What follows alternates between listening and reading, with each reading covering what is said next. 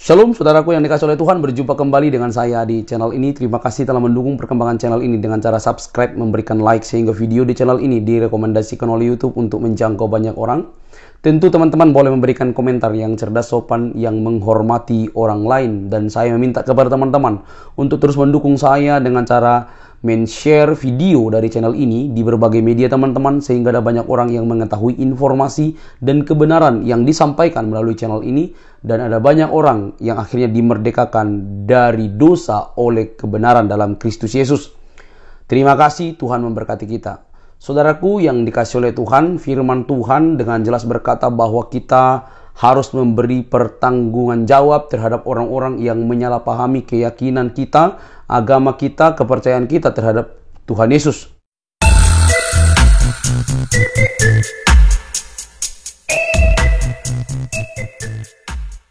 Bro Elian, itu bagaimana dengan Maleakhi 4 itu ya? Maleakhi 4 di ayat yang ke-5 sampai yang ke-6. Nah, di sini kan firman Tuhan mengatakan, sesungguhnya aku akan mengutus Nabi Elia kepadamu menjelang datangnya hari Tuhan yang besar dan dahsyat itu. Maka ia akan membuat hati bapak-bapak berbalik kepada anak-anaknya dan hati anak-anak kepada bapak-bapaknya, supaya jangan aku datang memukul bumi sehingga musnah. Nah, jadi makna nubuatan ini itu berat. Itu ada dua penafsiran, Pak. Itu ada dua penafsiran. Iya. Yang pertama, itu merujuk, itu tidak pernah merujuk kepada kehadiran Nabi Elia secara harfiah. Itu nggak pernah. Ya, jadi memang Alkitab itu menggambarkan Elia itu menjadi salah satu sosok yang menunjukkan jalan Tuhan. Ya, nama Elia saja itu sudah berarti Tuhan adalah Allah. Nah, jadi ketika dikatakan dalam Maleakhi itu bahwa Nabi Elia akan datang, penafsiran yang pertama itu merujuk kepada kedatangan Yesus. Nah, kedatangan Yesus pada yang pertama kali. Kenapa? Karena di dalam Lukas 16 ayat 16 itu dinyatakan bahwa hukum Taurat dan kitab para nabi dan nubuatannya itu telah berakhir sampai tampilnya Yohanes Pembaptis, dan kerajaan Allah itu dinyatakan. Nah, ada yang menafsirkan bahwa ketika kerajaan Allah itu dinyatakan, itulah hari Tuhan yang menyadarkan banyak orang untuk datang kepada pertobatan yang sejati di dalam Yesus Kristus, imam besar kita itu. Nah, jadi hari Tuhan yang dimaksud di sana. Jadi hari Tuhan yang dimaksud di sana itu sudah ini. Hari Tuhan yang dimaksud di sana itu adalah kedatangan Yesus. Tapi penafsiran yang kedua, Nabi Elia di sana itu tidak bisa dirujukan kepada satu atau dua orang, tapi semangat Elia yang akan datang di akhir zaman, di mana Elia ini begitu keras menentang pengajar sesat, begitu keras memberitahukan pernyataan Allah yang sesungguhnya dan memulihkannya. Jadi nanti di akhir zaman akan begitu banyak orang-orang seperti Nabi Elia yang akan memulihkan segala sesuatu, dalam pengertian adalah deskripsi iman kekristenan yang membawa buah yang baik bagi orang-orang yang sudah beriman ataupun yang tidak beriman. Manfaatnya bagi yang sudah beriman adalah mengembalikan mereka kepada iman yang sesungguhnya, dan kepada orang yang tidak beriman adalah memberitakan Injil bagi pertobatan mereka. Gitu. Jadi ada dua penafsiran untuk hal itu, ya. Iya. Mantap. Iya, terima kasih ya Bro Elia, karena saya juga berpikirnya bahwa di dalam diri Yohanes Pembaptis itulah Elia itu gitu loh. Jadi nubuatan tersebut saya maknai demikian, tetapi penjelasan Bro Elia ini ya menambah wawasan baru gitu loh. Betul, Pak, betul. Ya, terima kasih Bro Elia. Ya. Di luar sana memang banyak. Ya. Saya mungkin silakan. Supaya ini Mas Elia, supaya saya jangan ditipu-tipu Mas Elia. Saya minta tolong, kan saya ingin penjelasan singkat saja. Saya sudah pernah juga ini persoalan Yudas meninggal itu, Mas. Perbedaannya di Kisah Para Rasul dengan di Injil, kitab Injil. Ya. Dua-duanya betul itu. Apa yang dinyatakan di sana? Satu itu bunuh diri gantung, satu jatuh perutnya terpecah. Iya, betul. Dua-duanya betul. Karena dengan gantung bunuh diri maka perutnya keluar. Iya, lanjut ya. Iya, itu betul, udah nggak ada masalah lagi tuh, Pak. Kecuali dinarasikan dia gantung diri, yang lain dia tidak gantung diri baru gitu loh. Itu pada satu keadaan yang sama dan serupa, tapi yang pertama itu before dan yang kedua itu after. Iya, jadi nggak masalah, Pak. Itu ibarat seperti Bapak Daisan itu makan luli goreng ya. Sebelumnya makan lele goreng perutnya kempes ya, tapi setelah makan jadi besar gitu. Tapi tetap makan gitu loh. Ya. Oh, intinya intinya yang singkat-singkat, yang simpel-simpel. Berarti sebelumnya saya makan nasi. Sebelum saya belum makan nasi, keduanya saya sudah makan nasi.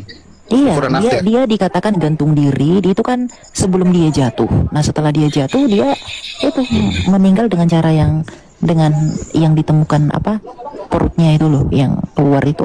Nah, itu setelah dia gantung diri. Karena dengan gantung diri dia jatuh ke bawah, namanya juga menggantung ya. Pasti jatuh ke bawah. Gitu. Jadi nggak salah itu. Deskripsi keduanya benar. Saling mengonfirmasi. Bukan masalah deskripsinya, karena sering kan dibilang kenapa yang di Injil beda, di kisah para rasul itu beda, yang mana yang betul.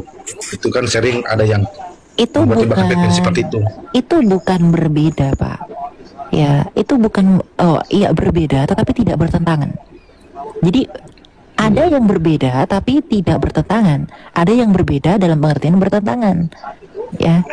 Itu dulu dipahami. Jadi ketika narasi Injil dengan kisah Rasul tadi itu berbeda, itu tidak bertentangan.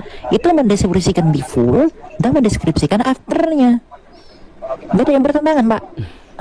Masa kasih contoh aja kali Bro Elia. Yang simpel-simpel saja, Pak. Oke, misalnya begini ya, Pak. Misalnya begini.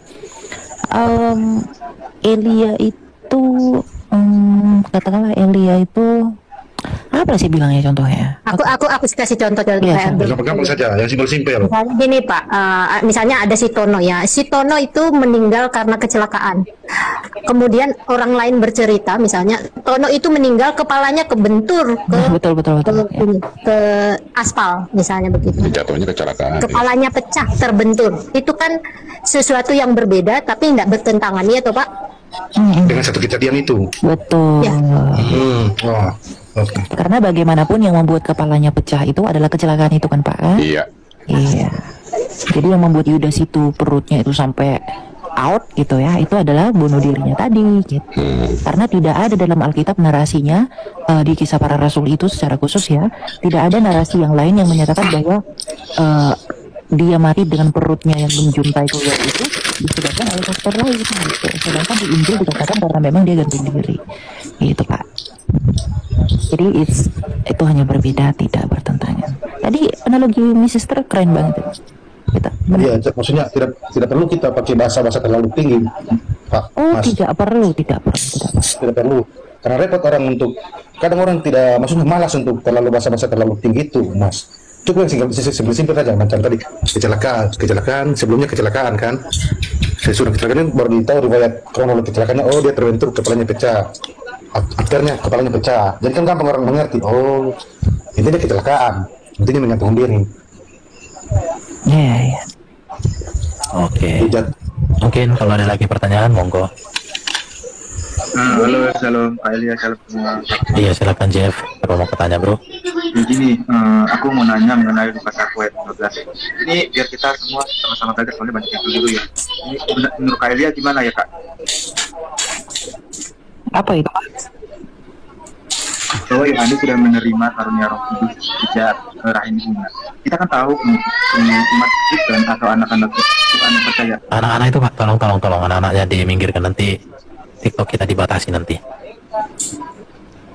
Oke, nah, kita kan semua tahu dan percaya semua anak-anak Tuhan yang sudah dibaptis dan menerima Yesus sebagai Tuhan dan Juru Selamat akan dikaruniakan Roh Kudus.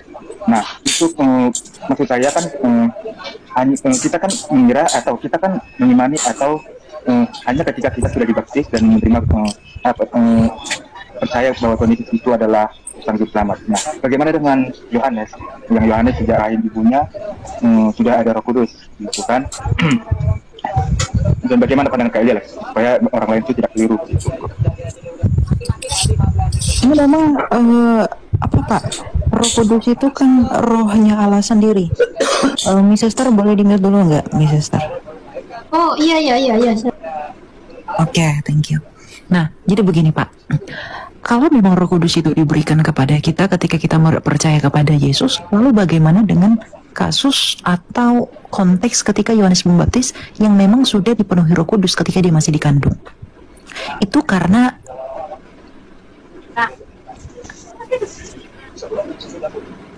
Oke. Loh, Elia kok turun? Halo? Mental kali. Oh, mental kali. mental dia. Bentar ya. Oke, lanjut Elia. Sebentar. Ini ada nggak suara saya? Lanjut Elia. Ada. Kalau nggak ada nanti saya kasih tahu kok. Loh. Turun lagi dia. Alam gaib.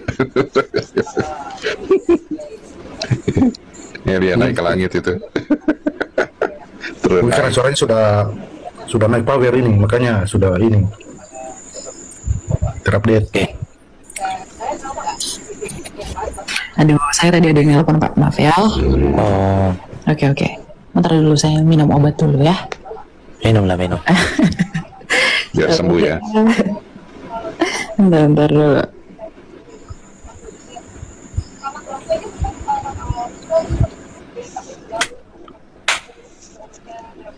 Oke, silakan teman-teman yang ada di live TikTok dan live YouTube, tap layar, like, baru didoakan ya, supaya siapapun naik ke atas dilawat oleh Roh Kudus dan semua mengalami keselamatan. Oke?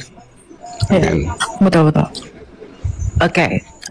Nah, ketika kita berbicara misalnya yang pertama mengenai baptisan yang memang memberi kita karunia Roh Kudus, bukankah Roh Kudus itu diberikan ketika mereka dibaptiskan? Lalu bagaimana dengan kondisi Yohanes Pembaptis yang tentu diberikan Roh Kudus ketika dia masih dikandung?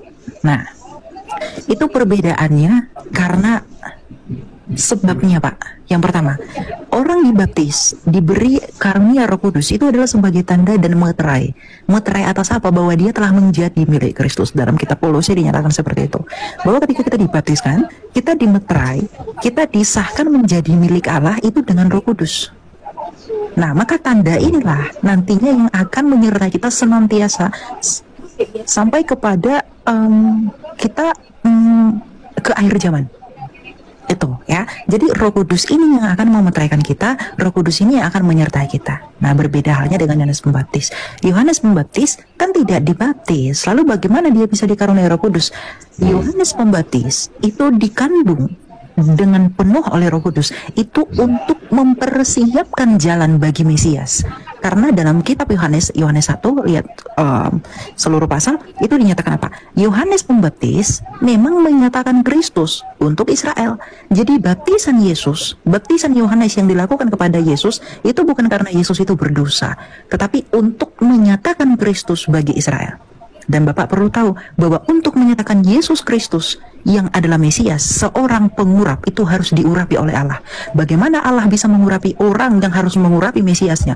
Itu dengan pengurapan yang langsung daripadanya, oleh karena rohnya sendiri, yaitu Roh Kudus. Nah, jadi Roh Kuduslah yang memeteraikan dan juga menabiskan Yohanes Pembaptis, yang kemudian mengesahkan dan menyatakan Mesias yang datang daripada Allah, yaitu kemanusiaan Yesus Kristus sebagai Israel.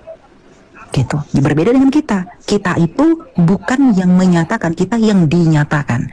Kalau Yohanes Pembaptis itu yang menyatakan, gitu. Jadi Kristus itu dinyatakan sebagai seorang Mesias bagi Israel itu melalui Yohanes Pembaptis yang mengurapi Kristus melalui baptisan. Maka Yohanes Pembaptis pun harus diurapi oleh Roh yang berkuasa daripada Allah. Karena kalau menurut peraturan keimamatan Lewi, seorang imam itu harus diurapi oleh Allah melalui rohnya sendiri. Nah, sedangkan kita yang dinyatakan, kita itu yang dinyatakan oleh Mesias itu sebagai miliknya, kita juga dimeteraikan oleh Roh Allah itu sendiri. Jadi itu dua hal yang berbeda, bukan satu hal yang sama. Gitu. Kalau orang yang boleh saya potong? Ya, silakan. Ya, sempat ya waktu itu kita mendengar Palen bicara seorang Mesias diurapi dengan minyak, lalu Palen bertanya, buktikan kalau Yesus itu diurapi.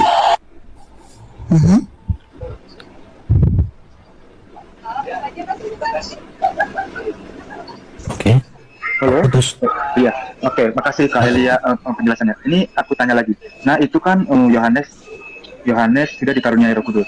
Nah, kita ini yang belum dibaptiskan belum. Jadi kan berarti pada saat itu Yohanes saja yang punya Roh Kudus karena dia memang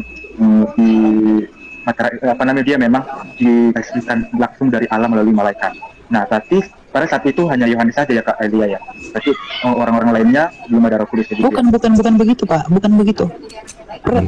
Pernyataannya bukan Yohanes saja yang diberikan Roh Kudus, bukan. Tapi karena Yohanes Pembaptis yang dipersiapkan oleh Allah untuk menyatakan Kristus bagi Israel, dia harus diurapi. Ini yang menjadi tanda gini Pak. Kepenuhan atau dipenuhinya Yohanes Pembaptis sejak kandungan oleh Roh Kudus untuk menyatakan Kristus, ini menandakan dan mengonfirmasi bahwa Mesias yang diurapi oleh Yohanes, yang dinyatakan oleh Yohanes ini bukan Mesias biasa. Dengan itulah Yohanes Pembaptis bisa berkata, lihatlah anak domba Allah yang menghapus dosa dunia. Itu pernyataan Yohanes Pembaptis. Banyak orang yang dianggap sebagai Yohanes, misalnya Yehuda Hamakabi, kemudian juga siapa lagi tuh yang di abad pertama, itu dinyatakan sebagai Yohanes, tapi tidak ada yang mengonfirmasi kemesiasan mereka. Jadi urapan Yohanes menyatakan Mesias bagi Israel itu menandakan bahwa ya Yesus inilah Mesias yang sesungguhnya yang menggenapi Yesaya 9 ayat 5 yang disebut sebagai El Gibor itu. Maka Yohanes Pembaptis yang membuka jalan bagi Mesias itu diurapi dari dalam kandungan. Karena apa? Yesus berkata apa? Aku bukan dari dunia ini, kamu dari dunia ini. Aku dari atas, kamu dari bawah. Kalau Yohanes tidak diurapi oleh Roh Kudus, tidak mungkin Yohanes bisa menyatakan kemesiasan Yesus Kristus yang berbeda dari pemahaman kemesiasan para Yahudi pada umumnya. Orang-orang Yahudi membayangkan Mesias mereka sebagai Mesias dunia yang mengangkat pedang. Sedangkan Yohanes Pembaptis berkata, lihatlah anak domba Allah penghapus dosa dunia. Yohanes Pembaptis yang adalah orang Yahudi menyatakan kemesiasan Yesus Kristus yang berbeda dari konsep Mesias orang Yahudi pada umumnya dan dinyatakan bagi Israel. Itu tidak dapat keluar dari mulut Yohanes kalau tidak Roh Kudus yang menyatakannya. Maka Roh Kudus mengurapi dia sejak ia dalam kandungan. Kan pada akhirnya Yohanes Pembaptis kepalanya dipenggal kan? Gitu loh. Iya. Nah, itu. Oke. Berarti ini yang aku tanyakan ke Elia.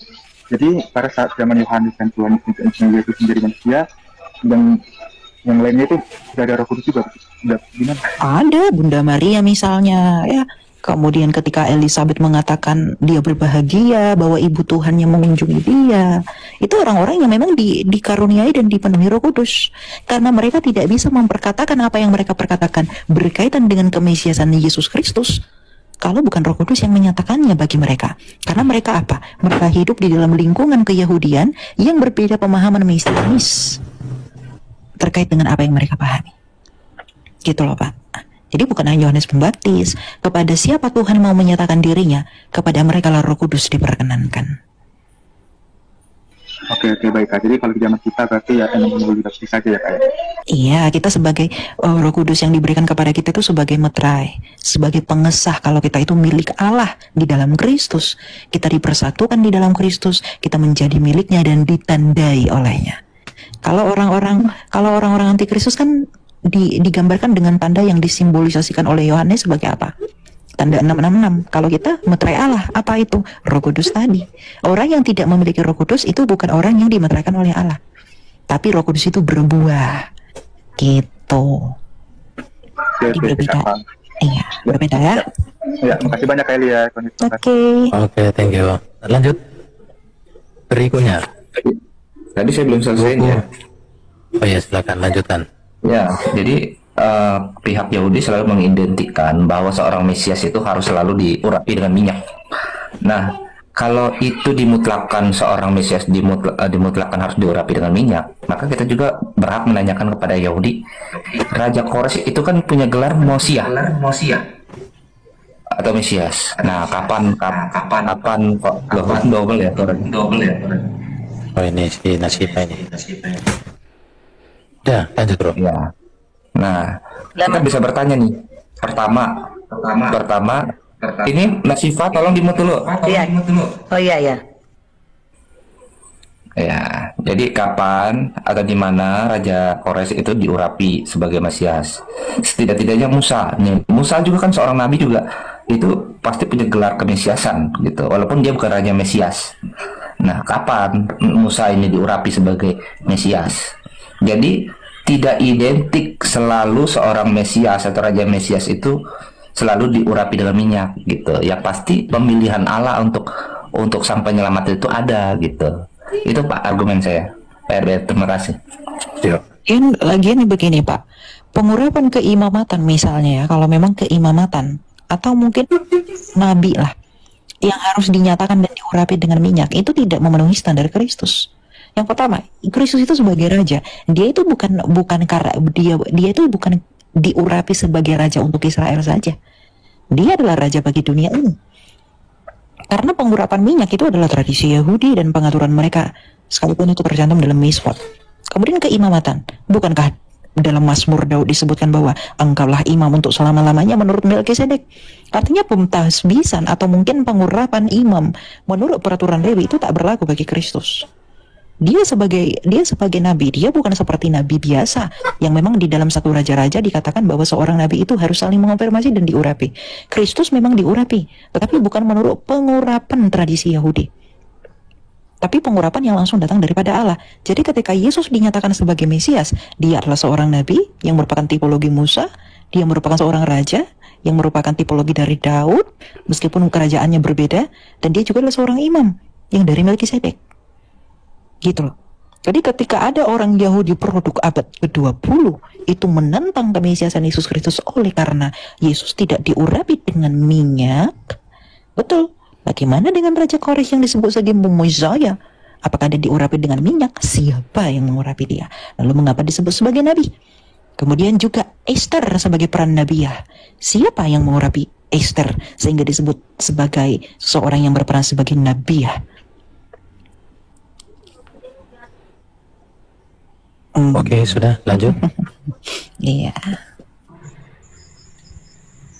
Ini saya ada sedikit sebut tanya ini, cuma ada Pak RB ini. Saya takut Pak RB jangan ini nanti. Soalnya Pak RB kan pendeta kan. Apa mau tanya? Aku bukan pendeta. Hah? Aku nggak pendeta. Oh, bukan Pak Gem. Shalom. Udah bisa saya bertanya? Ya, sebentar. Sudah selesai, bro, pertanyaan tadi? Oh, saya sudah selesai. Pak, mana yang ditanya? Sudah selesai? Boleh bertanya nih, Pak? Iya, langsung. Pak, kalau sekarang ini sebenarnya kita ini wajib berpuluhan atau tidak, Pak? Itu saja, Pak. Bukan hanya perpuluhan yang kau kasih, hidupmu serahkan seutuhnya. Pak, perpuluhan masih kecil itu. Iya. Maksudnya itu jadi maksudnya yang saya tanya itu menjadi memang kewajiban per tahun atau bagaimana itu, Pak? Bukan hanya perpuluhan yang kita serahkan, nyawa kita serahkan. Iya. Jiwa raga. Kalau hanya perpuluhan itu bagian kecil, bro. Kalau saya yang tidak setuju itu tata kelola keuangan gereja, itu saya sorot. Kalau masalah perpuluhan, berikan aja. Tidak akan miskin kau gara-gara perpuluhan. Nah itu, karena perpuluhan itu dipraktekkan oleh Abraham itu ke Melkisedek. Itu atau mungkin yang lain nambahkan, silakan. Iya Pak ya. Mau beri perpuluhan mau tidaknya pun ikuti aja instruksi gereja. Kalau memang Bapak merasa bahwa Bapak tidak mampu memberikan perpuluhan seperti yang disyaratkan oleh gereja, persepuluhan ya Bapak mending pindah dari gereja itu. Kalau kemudian Bapak berpikir bahwa persepuluhan itu menjadi beban bagi Bapak dan Bapak memberi penghasilan Bapak itu sebuah beban bagi Tuhan, persembahan yang diberikan dengan bersungut-sungut itu adalah kekejian di hadapan Allah. Jadi ini bukan tentang uangmu, tapi tentang hatimu yang kamu persembahkan bagi Allah. Jadi mau kamu berikan 10%, 20%, 5%, 1%, berikanlah kepada Allah sebagaimana keinginan hatimu mau mengasihi kepada Allah. Tanpa kamu keberatan. Percuma kamu ngasih 10 miliar ke gereja, tapi niatmu hanya untuk dipamerin sama orang, atau mungkin hanya untuk dibilang gaya-gayaan. Tapi kamu merasa keberatan untuk memberikan itu setelah itu tidak pernah menjadi persembahan yang harum bagi Allah. Gitu. Kamu pernah mengingat nggak seorang janda dan seorang Yahudi yang memberikan persembahan? Janda itu memberi sangat sedikit, tapi apa kata Kristus? Sesungguhnya dialah yang lebih kaya, yang paling kaya, karena dia memberi seluruhnya. Jadi uang yang sedikit itu, persembahan yang sedikit itu yang diberikan dengan niat dan ketulusan hati kepada Allah. Kristus mengatakan itu seluruh miliknya ia berikan bagi Allah. Jadi bukan tentang nominalnya, Pak. Tuhan itu memiliki semesta ini. Tapi bagaimana Bapak komitmen, bagaimana Bapak, kalau memang Bapak sudah bernazar dan berjanji, silakan lunasi hutang itu.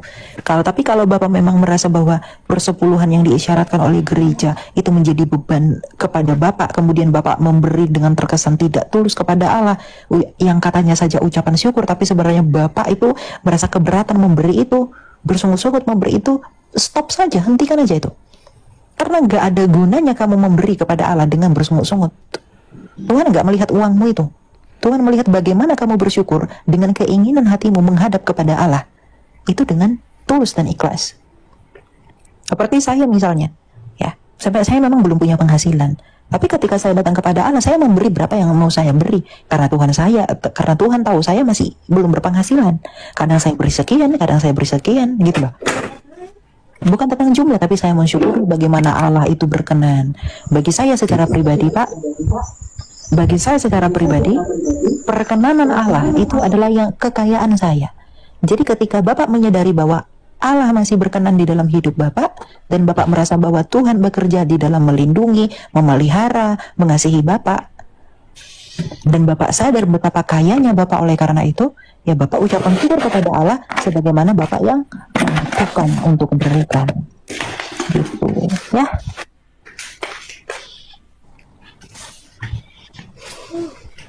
Jadi Shalom. Oke, shalom. Oke. Masih Pak, apa mau ditanya, Bu? Ini lebih baik saya bertanya di sini ya, karena gini, ada room sebelah, tidak usah saya sebut roomnya. Jadi tentang dibilang sama saya karena saya nggak pandai dalam berdebat.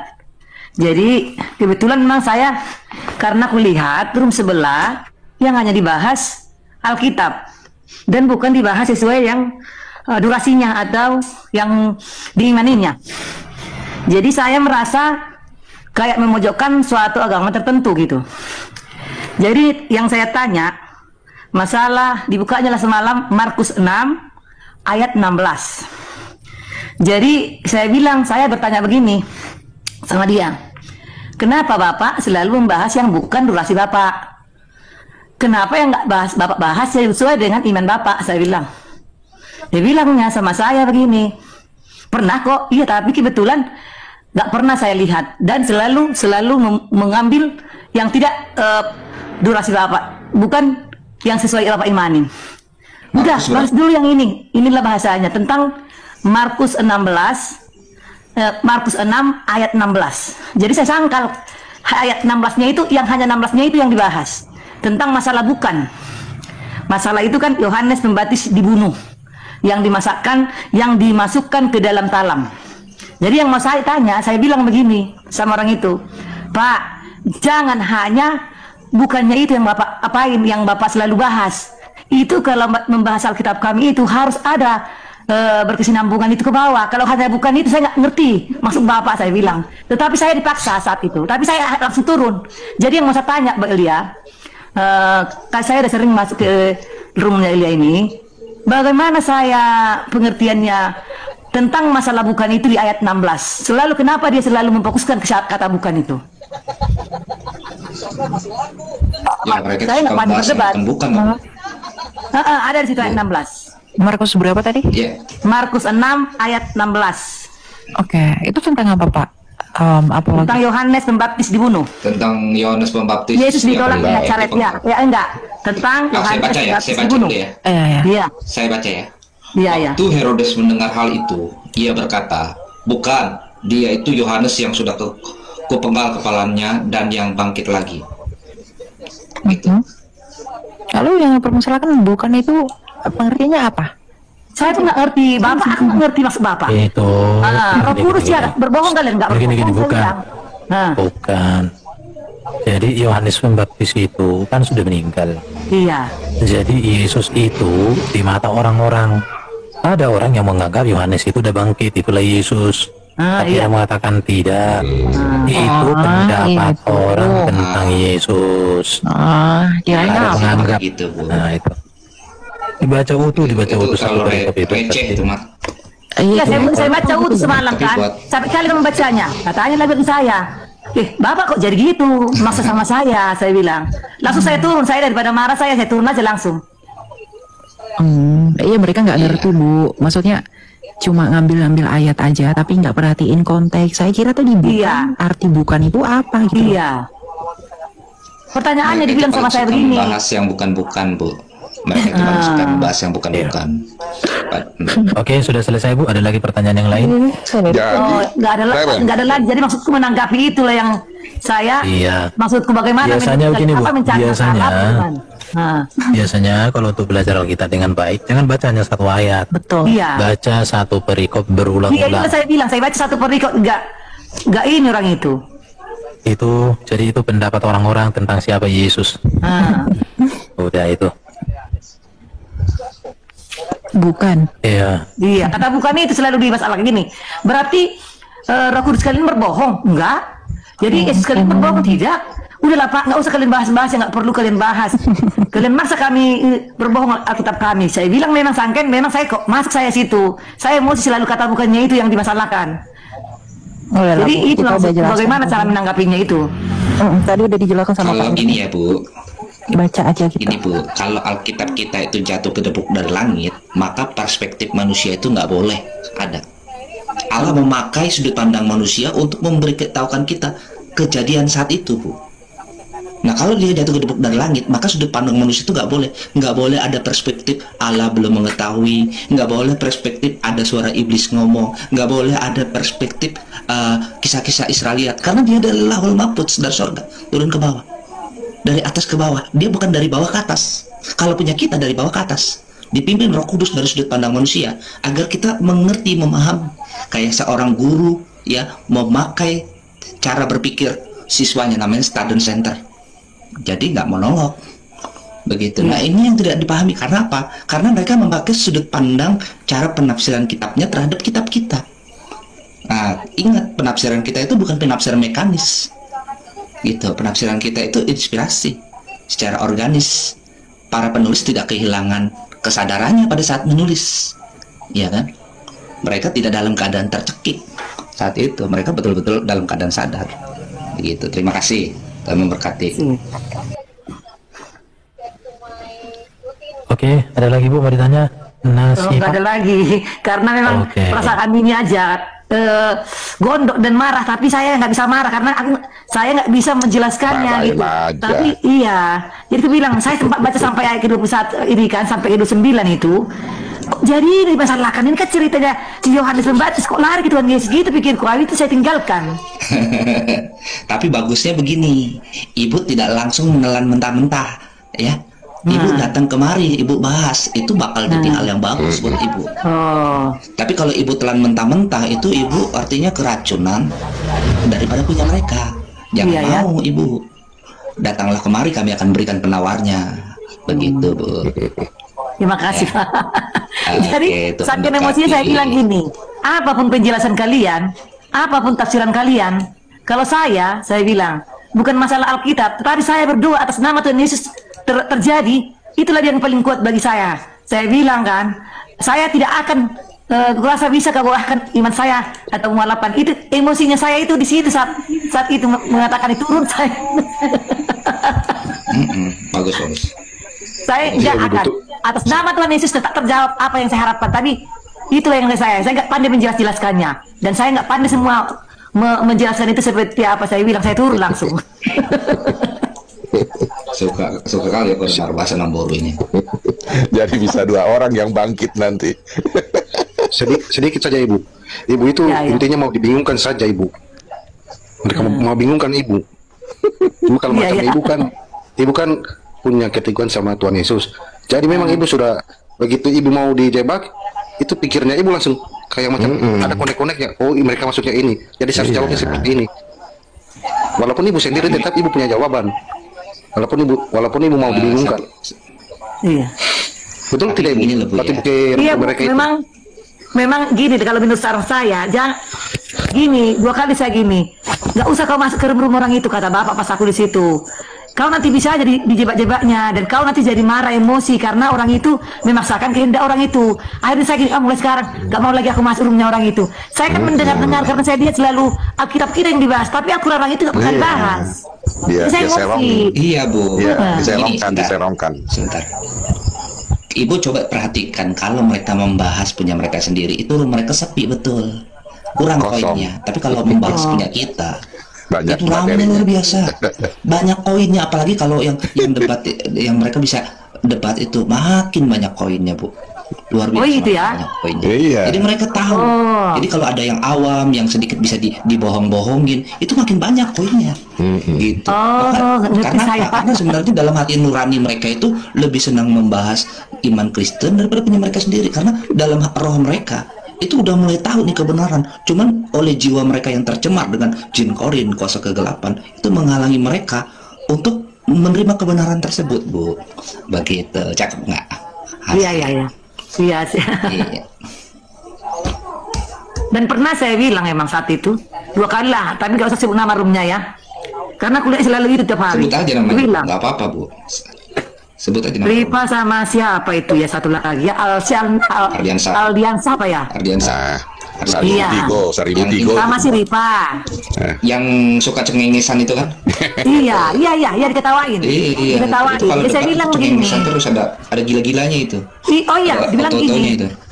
Kalian malu ya membahas Al-Quran kalian, saya bilang. Itulah yang bahas. Biar tambah malah aku bilang. Udahlah, jadi Bu. sana aja dia. Nggak usah kita ngegosip. Udahlah. Oh iya. Kalau maaf, tapi aku titip aja, aku mau gosip sedikit. Mohon maaf Elia, ini aku mau ngegosip. Ibu, saya pesan buat Ibu, satu aja permintaan saya. Tolong Ibu jangan mencemari diri Ibu dengan yang namanya Uni Ripa. Satu, jangan pernah ngomong soal kebenaran sama dia. Udah, nggak usah didengerin kalau dia ngomong tuh. Ya, kalau udah mencemari diri dia, udah nggak layak kita dengerin. Kita tahulah apa yang dia lakukan. Udah, aku nggak usah buka apa yang dia lakukan. Kalau yang lain-lain boleh Ibu diskusi, gitu. Silakan Ibu. Karena kita belum tahu belakangnya gitu. Nah, tahulah teman-teman apa yang dilakukan Uni Ripa. Wah, tahu nggak layaknya itu. Ya. Iya Bu ya. Udah itu Bu, makasih Bu. Makasih. Oke, terima kasih Bu Mas Ipa, Tuhan berkati ya. Tuhan berkati. Si Brep katanya mau cari teman tuh di bawah. Siapa? Si Brep itu katanya saya Islam mau cari teman. Katanya mau diskusi benar-benar, siapa tahu dia. Aduh. Di bawah. Langsung lah. Ya, lanjut Pak Erben. Kalau ada yang mau naik biar saja Pak, kan saya turun, saya dari bawah saja Pak, sudah slot. Wah, Pak Daisan nih Mesias nih bos. Ini Pak Daisan ini Pak Inhok ya, bukan lain ya, soalnya mirip kayak Pak Inhok. Enggak tahu, enggak lah Pak Inhok, enggak kayak gitu suaranya. Beda mah Pak Inhok. Gimana Ibu? Kira-kira ada yang mau ditanya lagi? Ya, cuma menurut saya nggak tahu ya, saya kebodohan waktu itu masuk room yang tidak saya. Kita sebagai kita yang satu iman ini, nggak usah sebutlah, nggak usah masuk ke room, terjebak loh. Menurut saya nggak, janjilah saya nggak akan terjebak, saya masuk ke situ. Kok bisa saat itu saya terjebak saat itu? Udah Bu, pikiran sampai pagi. Gini Bu Nasi Pak. Kalau itu sudah terjadi, jadikan bahan evaluasi. Jadi kalau memang kita itu belum paham banyak gitu ya. Saya suka tadi sikap Bu Nasipa menghadapi orang seperti itu gitu ya. Dalam pengertian kita tidak tahu banyak tapi langsung mengakhirinya dengan personally opinion, dengan pendapat pribadi. Dalam pengertian ya bagaimanapun iman saya tidak akan goyah karena akal saya hidup misalnya begitu. Oke. Mantap gitu. Tapi lain kali berhati-hati sama orang-orang seperti itu. Agar apa? Agar ya mungkin ibu tidak tersandung, tapi bisa saja yang mendengar jadi tersandung. Begitu. Jadi cerdik seperti ular dan tulus seperti merpati. Betul sekali. Oke, semangat selalu ya Bu Nancy Pak ya. Iya, makasih Bu Mbak Ripa. Saya bukan Mbak, saya bukan. Oh, iya duduk kan masuk. Kalau ada yang mau naik turun ke saya nggak apa-apa, tapi saya masih di sini. Oke. Iya. Nah, dia doa. Di Simbolon ini kerasa apa kaminya ini? Simanjuntak itu dan Simbolon. Oh, Simanjuntak apa Simbolon ini? Maruli. Oh, ini FSD, tapi SD sih nggak tahu SD-nya. Kalau ibuku tuh mengadatinya diadatkan di Simbolon, ibuku. Oh ya. Aku punya ibu. Simbolon. Kebetulan suami saya Simbolon. Soalnya saya kalau juga nggak lengkap.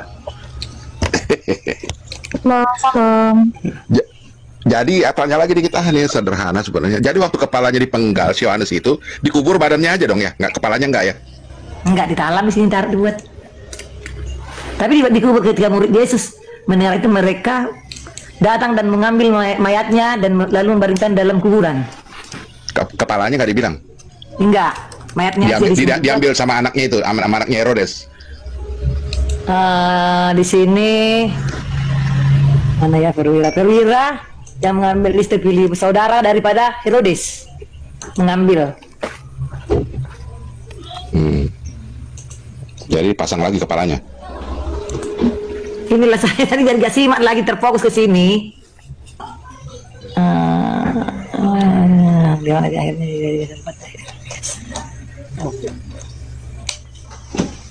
Oke, ini Goko sama Agus ini, Pak Agus, selamat malam nih. Iya, Agus. Selamat malam. Iya, salam selamat malam, Mbak. Ya, silakan. Ini diskusikan. Ya, silakan, ada yang ingin ditanyakan. Saya mau bertanya. Halo. Bukannya saya dulu ya? Silakan. Halo. Ben, aku turun dulu, Ben. Aku turun dulu, Ben. Yo. Silakan. Yang mau bertanya siapa? Saya dulu ya. Saya mau nanya sama Kak Elia soal tadi pembahasan kalau antikristus itu kan dilambangkan 666 ya. Nah, saya mau tanya konteks dalam Alkitab di Yehezkiel 9 ayat 6. Saya bacakan, orang-orang tua, teruna-teruna dan darah-darah anak-anak kecil dan perempuan-perempuan bunuh dan musnahkan, tetapi semua orang yang ditandai dengan huruf T itu jangan singgung, dan mulailah dari tempat kudusku. Lalu mereka mulai dengan tua-tua yang berada di hadapan bait suci. Jadi kalau misalnya antikristus itu kan marah pada 66. Nah, kalau di konteks ayat firman ini huruf T itu ditandai kalau itu anak-anak Tuhan gitu. Tolong penjelasannya kayak Lia untuk yang Yehezkiel 6 ini. Ditandai dengan huruf T itu maksudnya apa gitu. Terima kasih. Ya, Iskia dulu yang ini apa namanya, Elia dulu jawab ya. Silakan Bro Elia. Elia, monggo. Dulu Pak Arben dan teman-teman nanti. Oh ya, silakan apologi. Bergantian. Ya, jadi kalau kita melihat waktu bangsa Israel keluar dari sebelum keluar dari tanah Kanaan kan ya, mereka itu disuruh menyembelih anak domba, lalu memberikan tanda, ya kan, memberikan tanda, dan setiap pintu yang dilewati oleh malaikat itu, ketika dilewati itu tidak ada tanda tersebut, maka malaikat maut akan menghabisi anak sulungnya. Nah, ternyata itu diulangi kembali tanda itu dalam kitab Yehezkiel ya. Coba bisa baca nggak ayat itu? Karena saya membaca di tulisan sarapan pagi itu diberikan penjelasan, cuman saya belum buka. Baik. Yehezkiel 9 ayat 6. Yehezkiel 9 Yehezkiel 9 ayat 6. Yehezkiel 9 ayat 6. Orang-orang tua, teruna-teruna, dan darah-darah, anak-anak kecil dan perempuan-perempuan bunuh dan musnahkan. Tetapi semua orang yang ditandai dengan huruf T itu jangan singgung, dan mulailah dari tempat kudusku. Lalu mereka mulai dengan tua-tua yang berada di hadapan bait suci. Apakah huruf T yang didahi ini berlaku atas akhir zaman atau zaman akhir ini? Bukan. Dulu sebentar. Kita secara historis dulu ngomong ini ya. Jadi huruf T itu kalau di huruf Ibrani itu kuno itu bentuknya seperti salib. Coba cek Aleppo, ya, cek Aleppo seperti salib. Jadi itulah nubuatan media apa yang akan digunakan Tuhan untuk menyelamatkan dunia, untuk terhindar dari maut, penebusan itu. Mengapa orang Kristen tidak mengapa, maksudnya begini, kenapa sih Yesus matinya itu nggak pakai istilahnya, nggak dirajam, tidak pakai kursi listrik, tidak dipenggal, ya kan? Kenapa? Karena itu sudah dinubuatkan. Seperti contoh di dalam Yesaya, dalam Yehezkiel 9 ayat 6, lalu juga tanda waktu orang Israel akan keluar dari bangsa Mesir, ya kan, dengan menggunakan huruf T ini seperti bentuk salib, huruf Aleppo itu sendiri. Nah, kalaupun nanti ada tanda Tuhan, ya tentu kita itu sudah ditebus oleh darahnya, udah menjadi miliknya, begitu. Nanti kalau di kitab Wahyu mungkin nanti Pak Erben ya, karena saya nggak terlalu mendalami kitab Wahyu ya. Gitu. Silakan. Jadi kalau ayat ini berbicara tentang nubuatan tentang penyelamatan Yesus Kristus itu melalui penyaliban. Nanti cek ya huruf T itu. Huruf T dalam Ibrani kuno itu menggunakan bentuk apa gitu. Bentuknya apa? Pasti Aleppo-nya itu salib. Gitu. Ya. Oke, silakan dipertajam. Ada mau disampaikan? Oh, itu angka 666 itu. Ada dua pandangan yang mengartikan itu. Ini huruf T. Oh, yang T tadi udah jelaskan. Iya, dia tap itu bentuk salib. Ini sarapan pagi Berita Wahyu juga membahas itu kok. Yes, 9 ayat 6 itu. Pada Yohanes. Jadi gini ya teman-teman ya. Masalah huruf T itu gini. Itu sebenarnya apa ya? Adalah orang yang benar dan suci. Ini siapa ini yang ngomong? Bu Nasifa boleh dibuat dulu. Thank you. Oh iya maaf. Tadi aku sambil. Oke, terima kasih.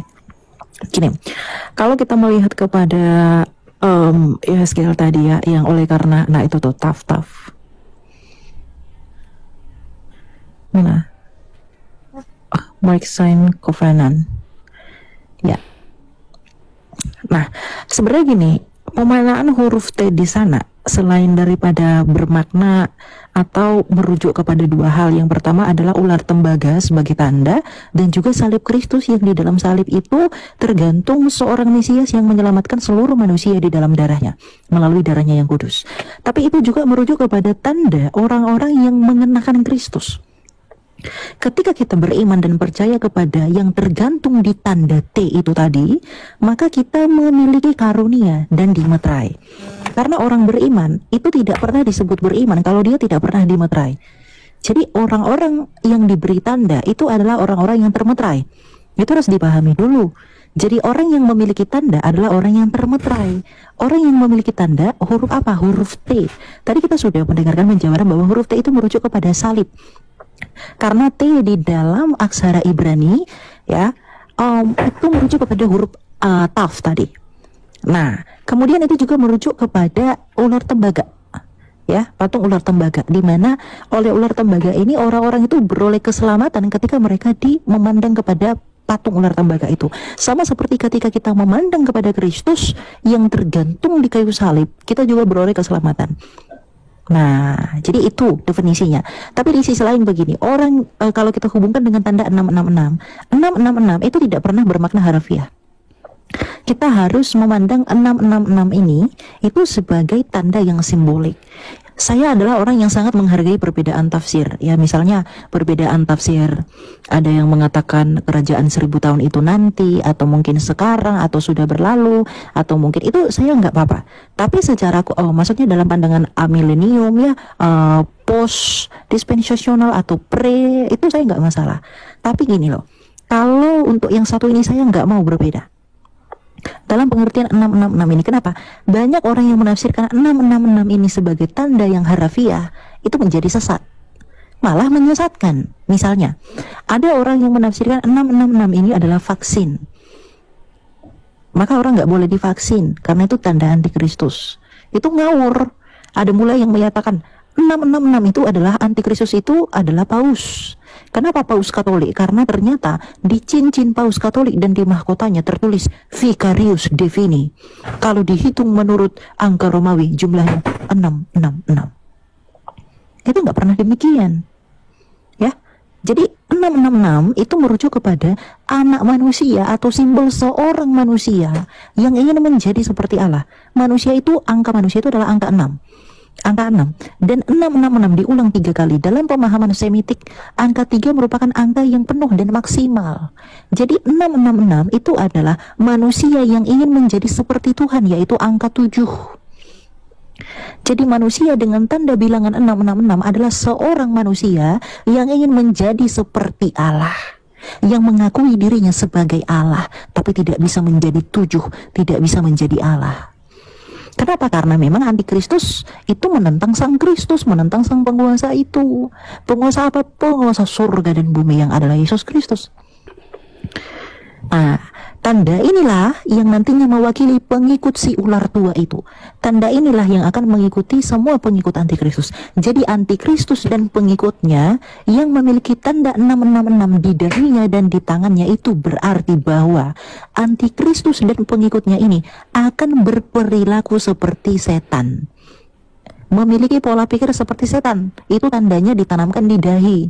Ditanamkan di tangan artinya apa? Antikristus dan pengikutnya itu akan memiliki perbuatan seperti setan dan ular tua itu. Jadi bukan berarti chip yang dibuat di tangan, bukan disuntikkan di kepala. Bagaimana mungkin chip, bagaimana mungkin komputer bisa menghilangkan keimananmu?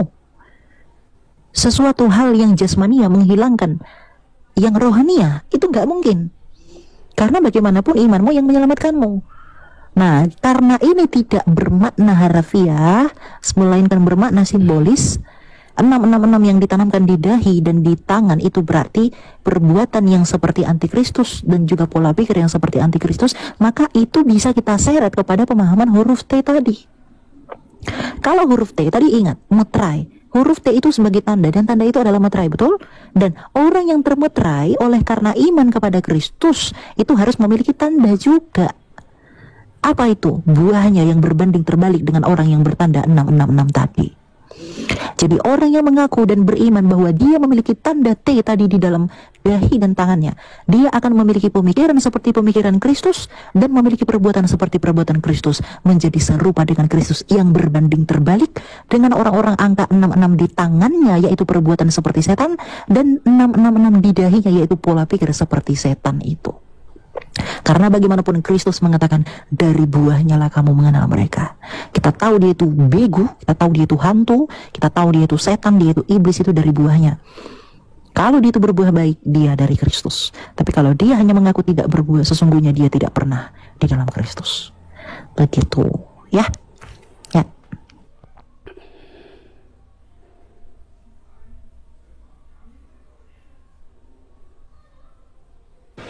Oke, makasih Kak Elia buat penjelasannya.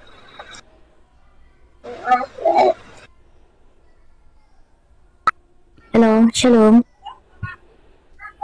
Shalom. Iya, shalom. Ya, Okay. apa ditanya, monggo. Saya ada 2 pertanyaan. Ya, silakan. Pertanyaan pertama, di manakah orang-orang percaya selepas mereka meninggal, adakah mereka akan masuk Firdaus atau surga? Adakah surga ditempati oleh manusia yang sudah meninggal? Itu soalan yang pertama. Langsung dijawab dulu ya. Orang meninggal yang percaya pada Yesus itu masuk Firdaus. Firdaus itu belum surga. Di Firdaus itu tempat orang-orang saleh yang meninggal. Nanti pada hari kebangkitan saat Yesus datang di akhir zaman menjadi raja segala raja, Yesus akan membangkitkan orang-orang saleh yang rohnya ada di dalam Firdaus, dibangkitkan dari kuburan, mengalami tubuh kemuliaan dan naik ke surga. Nah, itu baru ya. Oke, pertanyaan kedua apa, Nona? Ada lagi yang pertanyaan pertama. Lalu bagaimana dengan penglihatan-penglihatan orang-orang tentang surga yang ditempati oleh manusia selepas meninggal? Itu PC aja. Ya, iman Kristen tidak berpedoman pada pengalaman rohani seseorang, tapi Ya, iman Kristen memang berpedoman pada apa yang tertulis dalam Alkitab.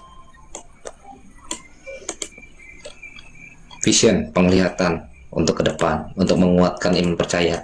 Tapi hendaknya pengalaman-pengalaman itu tidak menjadi doktrin atau setara dengan Alkitab.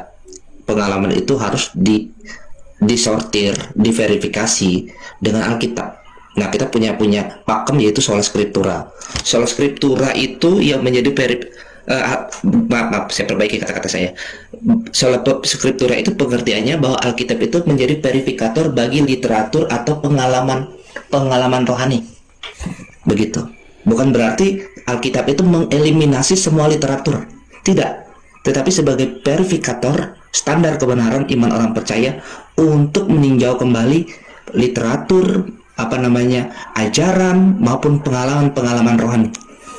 Kalau ada yang kontradiksi dengan Alkitab, maka yang harus dikorbankan adalah yang bukan Alkitab.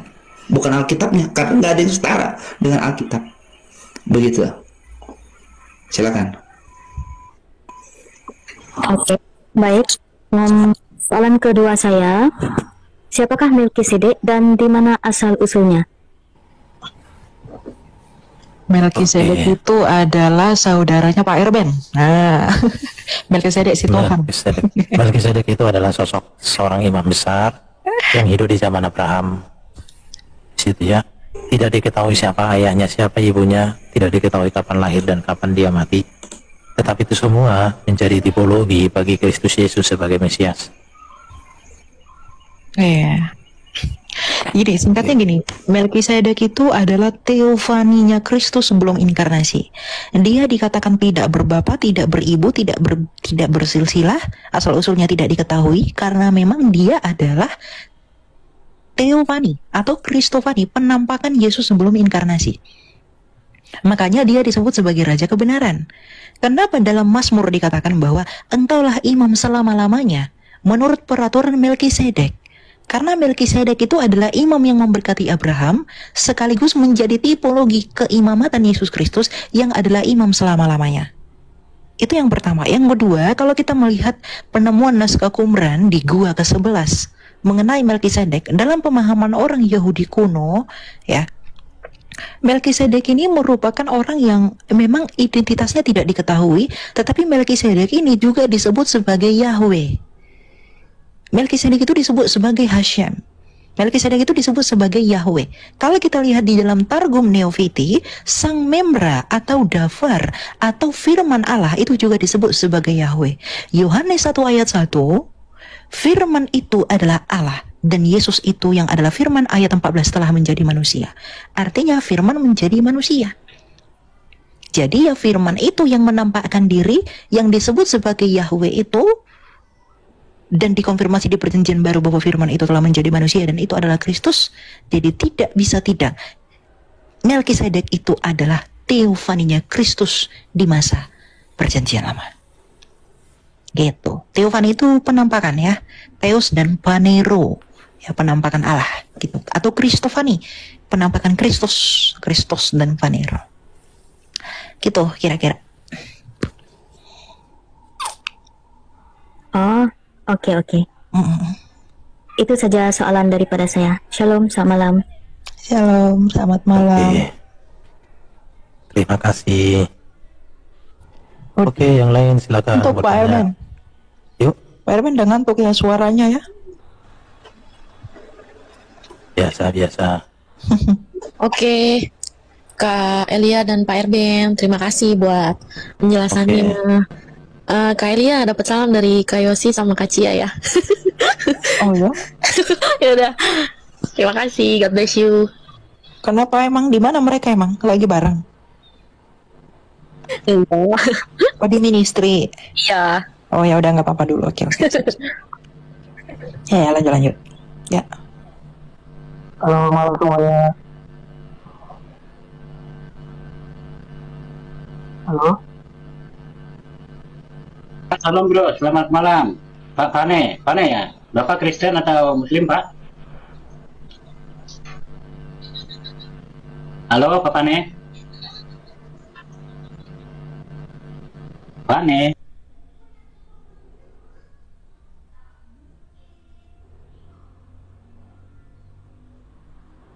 Halo, salam. Iya, salam. Ini ada kendala ini di TikToknya, terlempar semua toh? Oh enggak. Oke, silakan yang mau bertanya berikutnya. Gurunda Ben, apa mau ketanyakan Gurunda Ben? Garuda Ben, Pak. Oh, Garuda Ben. Kalau udah pakai kacamata aku. Halo. Silakan, apa mau ditanya? Yot. Apa mau katanya, Bro? Yot. Shalom. Iya, shalom. Silakan, apa pertanyaannya? Mau tanya Kak Elia, kan di Alkitab tuh bilang kalau tidak ada yang naik dan turun dari surga kecuali anak manusia. Lah, Henok sama Nabi Elia itu gimana itu Kak Elia? Maksudnya kan Henok enggak. Dia turun dulu enggak? Turun dari surga enggak? Dia enggak turun kan? Narasinya kan turun dan naik. Jadi di surga itu ya Henok dan Elia itu ya ke surga juga tapi nggak turun gitu ya? Enggak turun. Oke, maksudnya itu mau merujuk pada inkarnasi, Pak. Inkarnasi dan kenaikan. Kalau Elia lahir dari rahim mamanya, terus dia terangkat ke surga. Kalau Yesus, dia firman Allah yang ada di surga, menjadi manusia dan kembali ke surga. Itu maksudnya. Oh iya. Jadi agak bingung sih sebenarnya. Iya, jangan bingung kau. Jadi beda ya. Kalau Elia, mamanya lahir gitu ya. Habis itu besar, naik ke surga. Kalau Yesus sudah ada sebagai firman di dalam diri Bapa di surga. Diutus, terus dilahirkan, habis itu naik ke surga. Nah, itu maksudnya situ ya. Oh, oke. Siap. Oke, thank you. Shalom semua. Shalom. Oke, lanjut yang berikut. Jeb Colby. Enak mau ditanya Seki. Silakan. Kak Elia mau nanya lagi dong.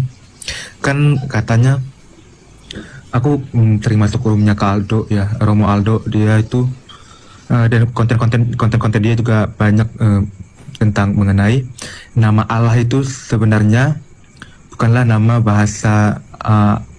Jadi intinya Allah itu menurut sejarawan artinya itu nama dewa Arab, itu dewa langit. Bagaimana pendapat kakak? Terus kalau menurut kalau memang Allah itu adalah sebuah nama dewa, tolong lo kak kalau bisa dibuat kontennya lagi supaya rame. Maksudnya biar orang-orang Kristen itu pada pintar gitu. Kalau bisa ya, udah maksa. Iya, kalau itu merujuk kepada nama pun ya ora apa-apa toh.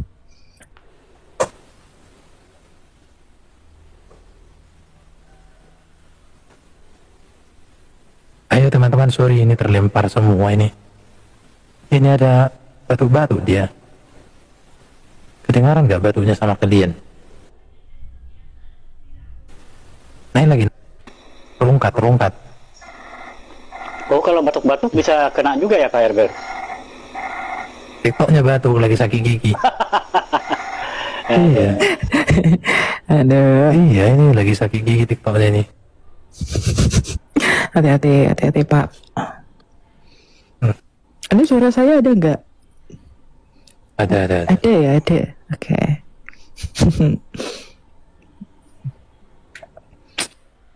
Pak Erben, gelap layarnya Pak Erben.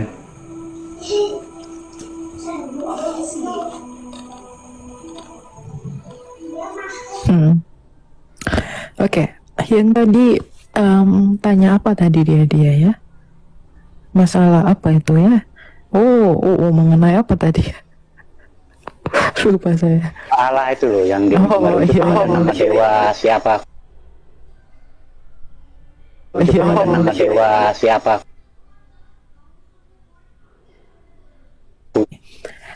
Kalau memang itu merujuk kepada nama ya ora apa-apa. Tak merujuk kepada nama dalam pemahaman iman lainnya nggak apa-apa. Tapi dalam iman kekristenan dan keyahudian Allah itu tidak pernah menjadi nama. Kenapa saya katakan demikian? Kalau memang Allah itu merujuk kepada nama, kenapa seorang rabi Yahudi bernama Ravi Saadia Gaon itu menerjemahkan Bereshit 1 ayat 1 yang bunyinya begini, Bereshit bara Elohim et hasyamayim ve et haaretz. Kenapa kata Elohim di sana dalam bahasa Ibrani itu diterjemahkan menjadi Allahu dalam bahasa Arab? Padahal Elohim itu adalah generic name. It's not a proper name. Itu bukan proper name. Itu bukan nama diri, melainkan nama yang umum merujuk kepada sesembahan. Ya, jadi tidak hanya kekristenan, tetapi kenapa keyahudian sekalipun itu menggunakan kata Allah? Oke, itu adalah nama sesembahan dari bangsa Arab. Oke, sebelum abad ke-7, abad ke-6, ya, dan abad-abad ke atas, itu kita sudah menggunakan kata Allah di Arab sebagai orang Kristen Arab. Misalnya ditemukannya prasasti Jabat di Arab pada sekitar abad ke-5 sampai abad ke-3 sampai abad ke-5. Prasasti Jabat itu meninskripsikan bahwa orang Kristen yang hidup pada zaman itu sudah menggunakan kata Allah. Jadi itu tidak pernah sama sekali merujuk kepada dewa-dewa atau sesembahan bangsa-bangsa lain, sekalipun itu adalah sebuah nama bagi iman yang lain. Tapi bagi iman kekristenan, gini loh, kita itu nggak boleh alergi kepada suatu literasi. Ya, jadi orang Kristen itu nggak boleh pakai nama Allah. Kenapa? Nama Allah itu adalah nama sesembahan dari bangsa Arab misalnya. Itu adalah nama dewa, kata orang-orang lain. Ya nggak apa-apa kalau mereka berpendapat seperti itu. Tapi kita sebagai orang Kristen, kita punya dasar kenapa kita menggunakan kata itu. Wong Yahudi juga menggunakan hal yang sama kok. Kita nggak pernah, karena bagi kita Allah itu ya bukan nama diri, itu merujuk kepada sesembahan. Allah itu adalah nama yang satu rumpun dengan kata Eloah atau Elaha dalam bahasa Aramaik, atau bahasa Ibrani itu Eloah bentuk tunggalnya. Eloah dalam Ibrani, Elah atau Elaha dalam bahasa Aram, dan Allah dalam bahasa Arab. Dan kita punya literatur yang sangat kaya untuk membuktikan itu. Ya kalau kemudian dikatakan itu kan nama Tuhannya yang lain, ya nggak apa-apa. Wong bukan kita yang meniru kok, kita sudah ada sejak abad mula-mula. Masa yang pertama meniru yang terakhir? Kira-kira begitu. Ya, jadi katanya begitu. Kalau harusnya Allah itu diganti menjadi Tuhan di bahasa Indonesia. Tuhan kalau enggak penguasa atau gitu. Terus Yahweh gitu katanya. Nanti biar maksudnya di isi Alkitab itu kata Allah diganti jadi kata Tuhan atau penguasa gitu katanya kemarin. Iya. Jadi Bang Eli, saya lihat ini banyak sekali penipuan translasi saya rasa. Jadi ilah juga diterjemahkan sebagai Allah, sehingga orang salah kaprah kadang-kadang yang di sana tidak ada nama pun dijadikan nama. Misalnya, kalau saya baca di Al-Quran sendiri ya, di An-Nahl 61, walau yuakidu lahu, artinya jikalau Allah menghukum. Di mana di sana kata nama Allah? Soalnya di sana adalah lahu, ilahu. Kok langsung diterjemahkan dengan Allah seakan-akan itu menjadi nama? Kan begitu. Jadi ilah langsung diterjemahkan sebagai Allah. Begitu. Jadi misalnya saja sahada ya, la ilaha ilaha. Kok di sana diterjemahkan Tuhan? Artinya tidak ada ilah kan? Nah makanya ini sebetulnya penipuan terjemahan ini mengakibatkan orang-orang Indonesia itu botol gitu. Sehingga yang tadinya tidak generik ya, lahu itu bukan Allah dalam arti kata nama, tapi generik ilah, kan begitu. Jadi saya pernah tanyakan ini kepada kepada peneliti pedologi, ini kapan ini sebetulnya kata Allah ini menjadi nama, begitu loh. Nah ini ada seorang Yunani yang mempertanyakan yang menelaah ini gitu, karena kata Allah itu sebetulnya sudah ada dipakai oleh orang-orang sebelum Islam. Kan begitu. Jadi sebetulnya bagi saya itu pembodohan yang terjadi dengan di Indonesia ini, karena memang penterjemahannya itu langsung menyatakan itu sebagai Allah, nama begitu. Sementara itu kalau kita lihat teks mereka sendiri itu bukan nama, ilah, generik begitu. Bagaimana pendapat Bang Elia? Itu ada pembodohan massa atau bagaimana? Terjemahan Al-Quran ini. Ada yang bisa jawab? Saya nggak mau komentari itu Pak. Pokoknya. Oke, baik Bang Elia, hati-hati. Iya, saya nggak mau. Saya nggak mau komentari itu ya. Jadi ini ya, kata Allah itu sudah digunakan orang Kristen sebelum Islam. Bahkan sudah ada rohaniawan Kristen yang bernama Abdi Allah meninggal secara martir. Jadi kalau orang melarang kita menggunakan kata Allah itu, ya bukti sejarahnya kita udah menggunakan itu. Kata Allah itu artinya al-ilah, sang ilahi. Sang ilahi kita itu, sang sesembahan kita itu ya Bapa di surga, dengan firman dan rohnya, di mana firmannya mengambil rupa manusia, rohnya menyertai dan berdiam di dalam diri orang percaya. Jadi tidak bisa dikatakan kita nggak boleh pakai kata Allah, karena sejatinya orang Kristen lebih dahulu menggunakan itu daripada mereka. Di situ ya, supaya jangan jadi kuluk-kuluk. Dan Bang Erben, kalau kita baca Sirah Nabawiyah, itu sebetulnya kakeknya sang nabi misalnya itu menggunakan kata Allah Akbar itu untuk dewanya, untuk dewa Hubal. Begitu. Jadi kata Allah itu bukan hanya orang Kristen saja yang sudah pakai. Sebelum pra-Islam itu sudah dipakai oleh orang-orang Arab. Untuk dewa-dewa mereka sendiri, begitu Bang. Jadi kapan ini menjadi nama? Sementara bagi mereka itu nama itu jelas. Nama misalnya Hubal. Nama misalnya Nila. Kan begitu. Al-Waruz. Kan gitu. Jadi nama Allah itu ya Abdallah Al-Uzza misalnya. Nama-namanya sudah jelas. Si Al-Uzza, kan begitu. Itu nama. Sementara Allah itu bagi mereka itu generik. Sesuatu yang mereka sembah, kan begitu. Bukan nama. Makanya saya katakan tadi, itu penelitian sudah banyak sekali bahwa kata Allah itu adalah pra-Islam begitu. Bukan itu lagi, bukan rahasia umum bagi saya. Tetapi mengapa sampai sekarang ini kalau masih banyak orang yang sedikit botol begitu mengatakan itu sebagai nama? Kapan itu menjadi nama? Siapa yang menjadikan itu sebagai nama? Itu maksud saya. Kalau ada yang bisa jawab, ingin sekali itu belajar. Iya, biarlah dijawab oleh waktu ya. Oke teman-teman, ada lagi yang lain yang bertanya? Monggo silakan. Ya, saya mau bertanya Pak, boleh? Oh ya, silakan Pak Ne. Iya, sebelumnya salam semuanya ya. Salam sejahtera dari Kristen. Nah, saya mau bertanya nih tentang konsep keselamatan yang benar dalam Kristen itu gimana sih gitu? Apakah ya kalau misalnya seorang Kristen melakukan sakramen dengan penuh gitu, dengan lengkap, dia bakal selamat atau gimana? Oke, pertanyaanmu bagus ya. Jadi keselamatan dalam Kristen itu bagaimana? Sekarang yang menyelamatkan siapa? Allah Bapa. Siapa yang diselamatkan? Manusia. Kenapa manusia harus diselamatkan? Karena manusia jatuh dalam dosa. Apa itu dosa? Manusia terpisah dari Allah. Manusia diperhamba dosa, diperhamba iblis, diperhamba hawa nafsu. Manusia mengalami maut. Itulah dosa. Jadi Allah menyelamatkan manusia dari keberadaan yang berdosa itu. Caranya bagaimana? Allah mengutus firman-Nya yang kekal, yang maha kuasa, mengambil rupa manusia. Namanya Sang Firman dalam rupa manusia itu Yesus.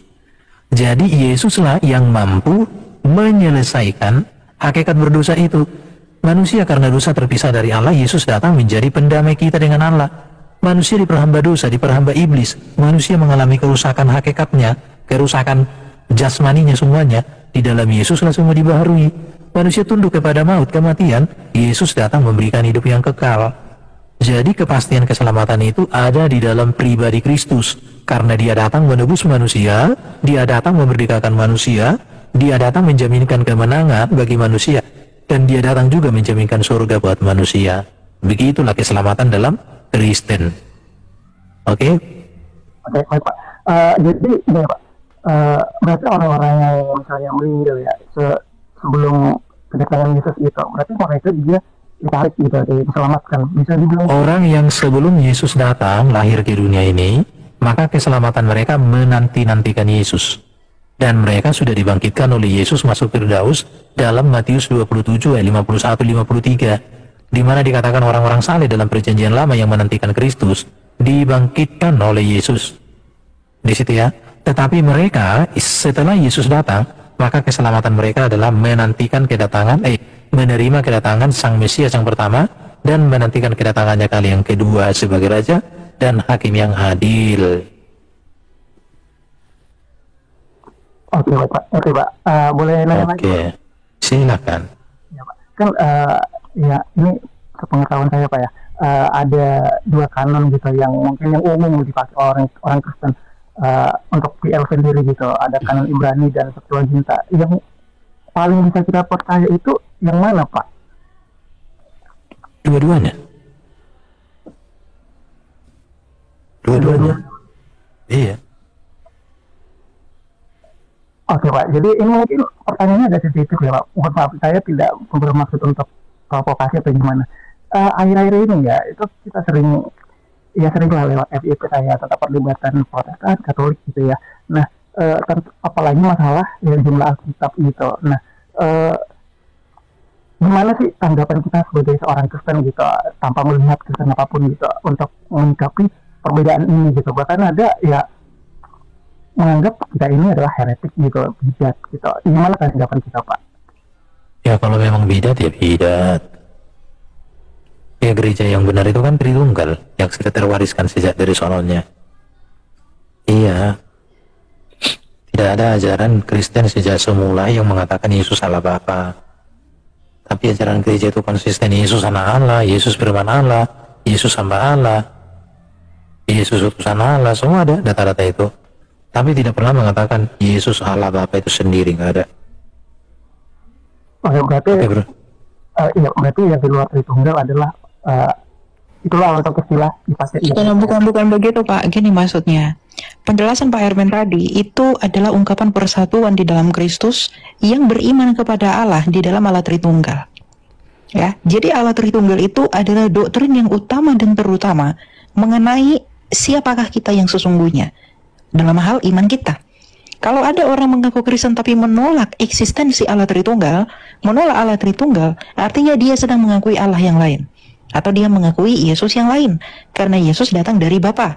Karena Tritunggal adalah penjabaran Bapa dengan firman-Nya dan Roh-Nya, yang adalah Roh Kudus. Ya. Nah, yang pertama tadi mengenai perbedaan kanon, ya. Misalnya teman-teman Katolik pakai Deuterokanonika, sedangkan kita yang Protestan itu tidak pakai. Apakah perlu diperdebatkan? Tidak perlu. Kenapa saya katakan tidak perlu? Karena itu berbeda bukan berarti bertentangan. Misalnya, ya, teman-teman Katolik mengakui Deuterokanonika, tetapi dalam kanon Ibrani itu tidak dipakai. Kita mengikuti kanon Ibrani yang Protestan, sedangkan yang lainnya mengikuti Septuaginta. Apakah mana yang lebih bisa dipercaya? Keduanya bisa dipercayai.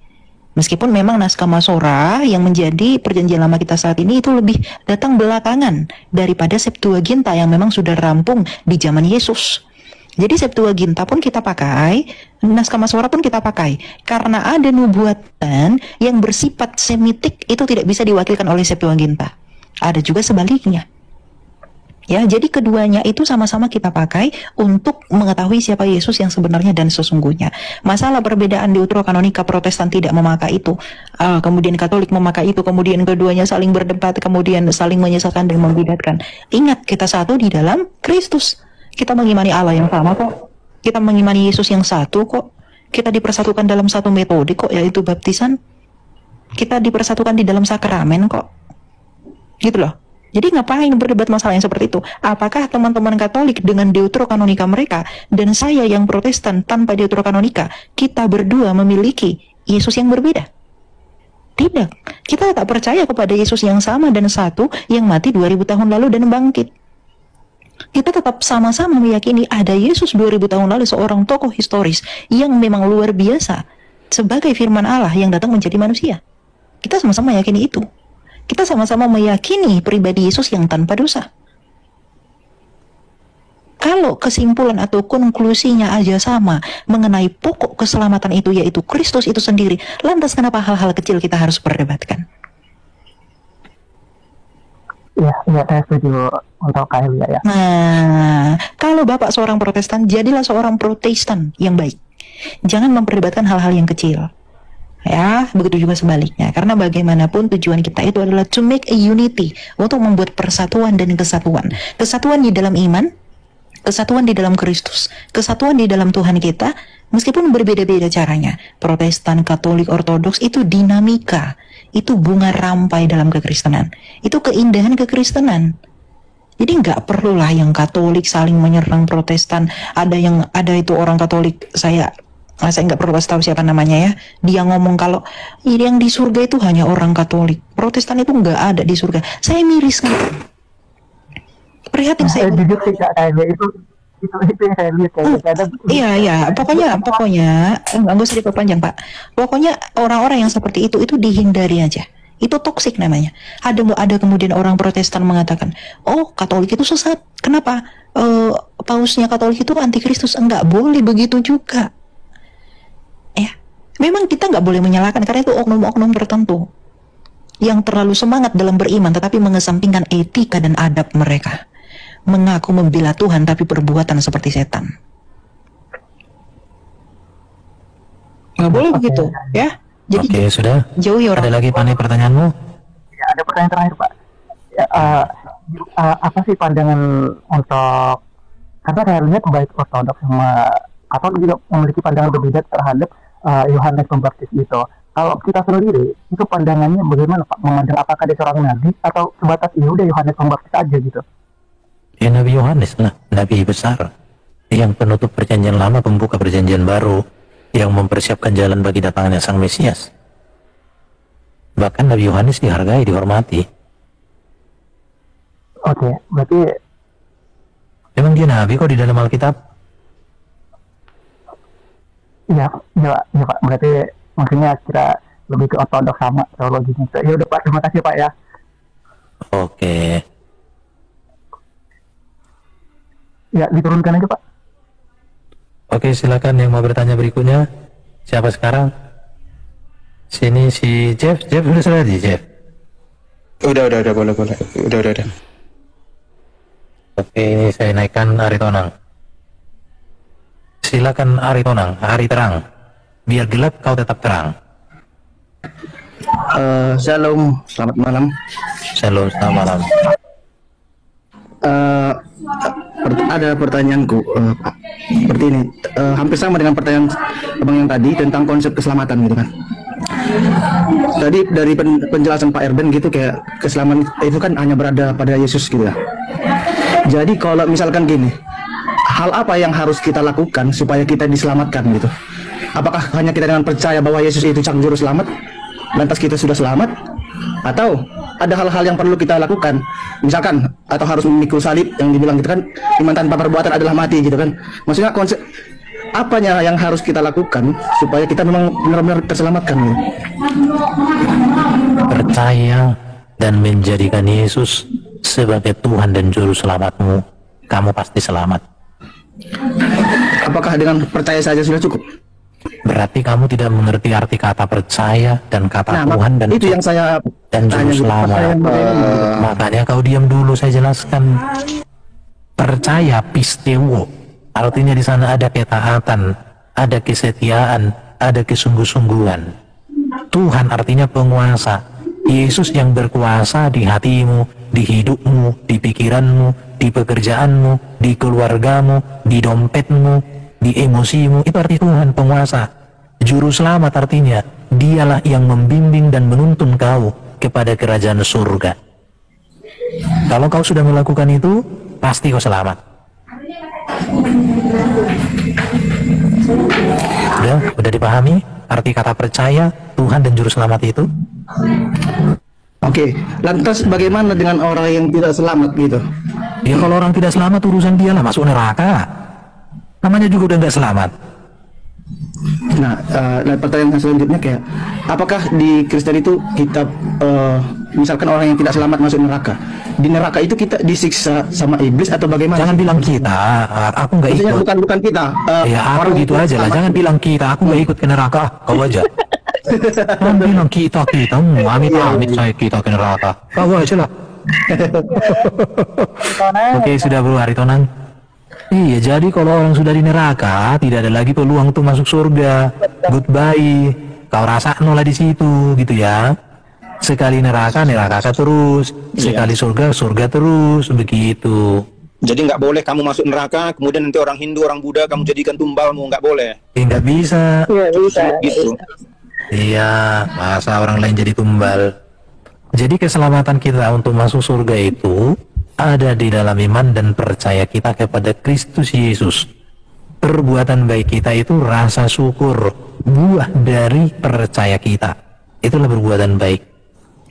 Ya, kalau di tempat lain berbuat tanpa kejelasan. Oke, silakan. Gini ya, kata Pak Irfan itu udah betul ya, tapi mungkin kurang bisa dimengerti sama Aritonang. Dalam pengertian begini Aritonang, ya, kamu tidak pernah disebut sebagai orang percaya kalau kamu nggak berbuah. Ya, ibaratnya begini, bagaimana mungkin saya percaya kalau kamu sembuh, kalau kamu nggak bisa jalan kaki? Kamu bilang, aku Aritonang, saya sudah sembuh, tapi jalan kaki aja kamu nggak bisa. Misalnya begitu, siapa yang percaya bahwa kamu sudah sembuh? Tidak ada. Jadi tidak ada yang percaya bahwa kamu telah sembuh, tapi kamu nggak bisa ngapa-ngapain. Artinya kamu bohong. Tapi kalau kamu mengaku sembuh, kamu bisa melakukan aktivitas dengan baik, kami percaya kamu sembuh. Tapi kalau kamu mengaku sembuh, tetapi kamu tidak bisa berbuat apa-apa, kamu bohong. Kamu mengaku percaya, mengaku dia percaya, mengaku beriman, tapi tidak berbuat baik, itu bohong. Karena kami tahu karena kita tahu dia percaya, dia punya iman, itu dari buahnya.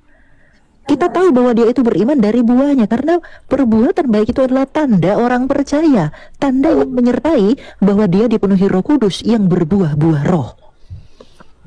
Jadi kalau kamu mengatakan kemudian bagaimana dengan orang percaya, apakah dia tidak bisa, bagaimana dengan orang percaya yang tidak berbuat baik? Dia itu bukan orang percaya. Mana ada orang percaya tidak berbuat baik? Orang percaya ya pasti berbuat baik, pasti ingin memperbarui hidupnya dari dosa. Jatuh, kemudian bangun lagi dalam dosa, bangun dari pencobaan, pasti punya pengharapan. Bukan berarti orang percaya itu tidak pernah lagi berbuat dosa, bukan begitu. Orang yang percaya akan selalu memperbaharui dirinya setiap hari, bertobat setiap hari, meminta pengampunan kepada Allah untuk segala sesuatu yang dia lakukan. Karena tentu kita pasti jatuh dan bangun dalam dosa, baik dalam perbuatan, penglihatan, tutur kata, dan lain-lain. Jadi jangan pernah katakan bahwa bagaimana orang percaya tetapi tidak berbuat baik, dia itu bukan orang percaya. Itu sama dengan kamu mengatakan bagaimana dengan orang sembuh tapi tidak bisa jalan, artinya dia nggak sembuh, bro. Paham? Ya, paham. Oke. Gini, ada pertanyaanku selanjutnya kan, pada saat Ayub dicobai sama iblis kan, terus kan diizinkan sama Tuhan gitu kan. Seperti yang kalau misalkan saya nonton di film Tuhan Yesus seperti gitu kan, kayak dibilang iblis sama Tuhan gitu. Itu si Ayub itu setia samamu karena kau beri dia kemakmuran, kau beri dia harta dan segala macam. Coba kau uji dia dengan dihilangkan semua hartanya. Oke. Tetap setia si Ayub. Terus dikasih penyakit, si Ayub juga tetap setia. Jadi yang mau saya bahas di sini seolah-olah ada komunikasi antara iblis dengan Tuhan gitu. Itu kayak ada kesepakatan mereka gitu. Misalkan kan berhubungan dengan pertanyaan yang sebelumnya, seperti orang yang tidak selamat gitu kan, yang masuk neraka tadi kan disiksa di neraka gitu kan. Seperti ada komunikasi antara Tuhan dengan iblis dengan konsep kehidupan ini. Bagaimana sih menanggapinya itu, Bang Elia gitu? Pertanyaanmu apa, bro? Lebih spesifik dulu, soalnya pertanyaanmu saya belum dapat arahnya ini. Jadi gini. Iblis itu kan tadinya kan malaikat. Ketika iblis memberontak, dihukum, diusir dari surga, dia punya kuasa, kemampuan belum habis, tidak dicabut. Jadi dia masih bisa menggoda manusia. Bahkan salah satu pekerjaan iblis itu mendakwa manusia di hadapan Allah. Ingat itu, mendakwa manusia. Jadi peristiwa Ayub itu menegaskan bahwa iblis itu mendakwa Ayub di hadapan Allah. Bahkan nanti kalau kita baca lagi ada satu peristiwa di Yeskiel juga, iblis masih datang, bisa naik ke langit sana, ke surga untuk melakukan sesuatu, tetapi tidak punya posisi, tidak punya otoritas yang penuh, hanya sebagai pendakwa. Sampai kelak nanti dia akan dihancurkan oleh Yesus, pada akhir zaman dilemparkan ke neraka. Jadi iblis itu masih punya akses, tapi tidak punya posisi, tidak punya otoritas. Bisa dipahami kok, beribut anak-anak, bro. Jangan ribut supaya enak mendengar. Udah ya, Ari Tonang, malah ada lagi mau ditanya? Atau ada teman-teman mau menambahkan, teman-teman? Iya, karena iblis itu tidak bisa menolak kalau Allah sudah memanggil ya. Jadi ketika bilang, iblis, kemari dulu kau, gitu. Harus datang dia, nggak boleh enggak. Ya, kalau enggak, pisatkan lagi gitu lah, kira-kira. Jadi ketika iblis itu dipanggil ke surga oleh Allah, iblis itu datang. Gitu. Jadi tidak ada yang mustahil bagi Allah ketika dia memanggil, semua ada di bawah kuasa dia. Gitu. Gitu ya, Ari Tonang ya, Ari Tonang.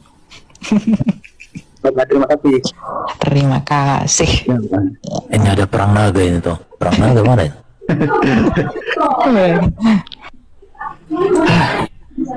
Coba akuntansi ya. Oke, di dalam mana ini? Puncak dari ajaran kekristenan adalah Allah, firman yang bersama-sama dengan Allah itu menjadi manusia. Itu puncak kristologi yang luar biasa. Jadi kristologi yang sesungguhnya di mana sang firman menjadi daging, menjadi manusia untuk menyelamatkan manusia. Ya. Menyelamatkan manusia yang binasa karena dosa.